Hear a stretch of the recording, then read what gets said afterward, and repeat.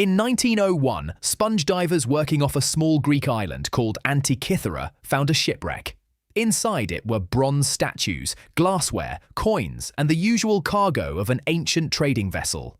There was also a lump of corroded bronze about the size of a large book. It sat in a museum for months before someone noticed something impossible sticking out of it. A gear tooth, precisely cut, roughly 2,000 years old. Here's the strange part. Nothing else remotely like it survives from the ancient world, and nothing approaching its complexity appears anywhere in Europe for well over 1,000 years afterward. Think about what that actually means. Not a clever tool, not a well-made instrument, a device containing dozens of interlocking bronze gears, some with teeth cut to fractions of a millimeter, arranged to perform astronomical calculations. It's frequently described as the first known analog computer, and that description is not marketing. It computed. For decades, nobody could say exactly what it did, because the object was a corroded, fused mass in 82 fragments. You couldn't open it. You couldn't take it apart. Any attempt to physically separate the layers would have destroyed the evidence you were trying to read. So the story of understanding it is really a story about developing ways to see inside something without touching it. Early work by physicist Derek de Solla Price in the 1950s and 60s, using gamma radiography, established that the mechanism contained a complex gear train and was almost certainly astronomical. That alone was startling enough that many people initially didn't believe it. But the real breakthrough came much later, and it required equipment that didn't exist in Price's lifetime.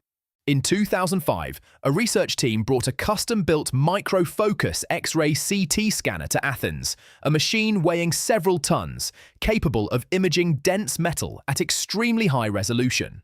Because the fragments couldn't travel, the scanner had to come to them. What it produced was a three-dimensional map of the interior, revealing gear teeth, axles, and, crucially, thousands of previously invisible characters of Greek text inscribed on the surfaces inside the device. The mechanism came with its own instruction manual, written on itself, and nobody had been able to read it for 2,000 years. What those inscriptions and gear ratios revealed is genuinely difficult to absorb. The mechanism tracked the position of the sun and moon through the zodiac. It displayed the phase of the moon. It predicted eclipses using the Saros cycle, an 18-year pattern in which eclipses repeat. It tracked a 4-year cycle of Greek athletic games, including the Olympics. And it accounted for something considerably more subtle. The moon does not move at a constant speed across the sky. Its orbit is elliptical, so it moves faster when closer to Earth and slower when further away. Modeling that with fixed circular gears should be impossible. The builders solved it with a pin and slot mechanism, in which one gear drives another through a pin sitting in a slot, with the two gears mounted on slightly offset axles. The result is that the driven gear speeds up and slows down within each rotation. It's an elegant mechanical trick for producing variable motion from constant rotation, and it is sitting inside a device from the ancient Mediterranean.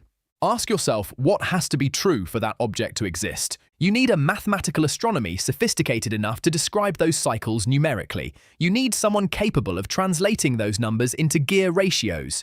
You need metalworking precise enough to cut small bronze teeth accurately and consistently. You need a workshop tradition where all of that knowledge coexists. And crucially, you need it to have happened before, because nobody produces something this refined on a first attempt. That last point is the one that should genuinely unsettle you. Researchers examining the mechanism consistently describe it as showing signs of a mature tradition rather than a lone prototype. The design decisions look practiced, which means there were almost certainly others, possibly many others, and we have exactly one recovered by accident because a storm sank a ship carrying it, and sponge divers happened to find the wreck 19 centuries later. Everything else made of bronze in the ancient world had a habit of being melted down. Bronze is valuable. Old devices become raw material. Our single surviving example only exists because it spent 2,000 years on a seabed where nobody could reach it.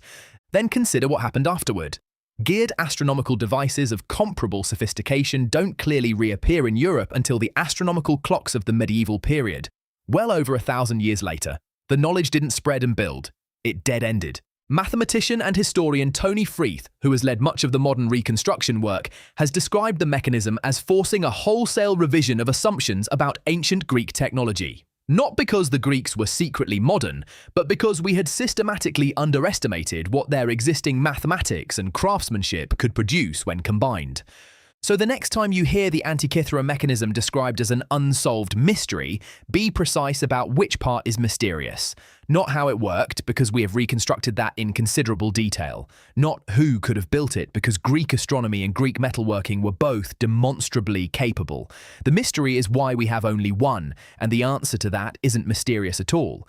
It's that everything else was melted, lost, or thrown away, and the entire reason we know any of this is that one of them happened to sink.